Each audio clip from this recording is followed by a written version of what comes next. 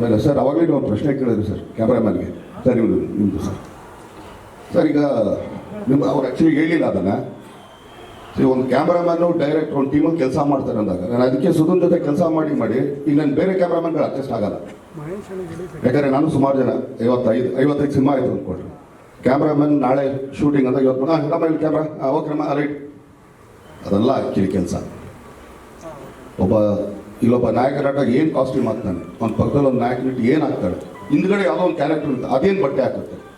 ಯಾಕಂದರೆ ನನ್ನ lighting scheme ಇದೆ. ಈಗ ನೋಡ್ರಿ ಇಷ್ಟು ಬ್ರೈಟ್ ಕೊಟ್ಟಿದ್ರಲ್ಲ, ಇಲ್ಲಿ ಎಷ್ಟು ಜನ ಹೊಳಿತಾ ಇರ್ಬೋದು ನಾವು.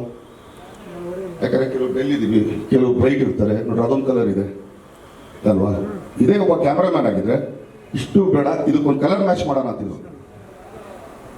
ಅದನ್ನೇ ಆ್ಯಕ್ಚುಲಿ ಏನಕ್ಕೆ ಇದನ್ನ ಹೇಳ್ತಾ ಇದ್ದೀನಿ ಅಂದರೆ, ಕ್ಲೈಮ್ಯಾಕ್ಸಲ್ಲಿ ಆ್ಯಕ್ಚುಲಿ ಆ ಕೋಣೆ ಹಿಡ್ಕೊಂಡ್ಬರ್ಬೇಕಾದ್ರೆ ನಾನೇ ರೆಡ್ ಪಂಚೆ ಬೇಡ ನನಗೆ ಅಂತ.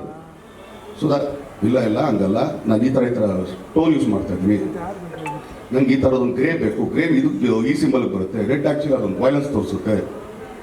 ಸೊ ಅದು ಆ್ಯಕ್ಚುಲಿ ಒಬ್ಬ ಕ್ಯಾಮ್ರಾಮ್ಯಾನ್ ಕೆಲಸ, ಅದು ಸ್ಕೆಚ್ ಹಾಕೋದು ಅಂತ. So that's a thing.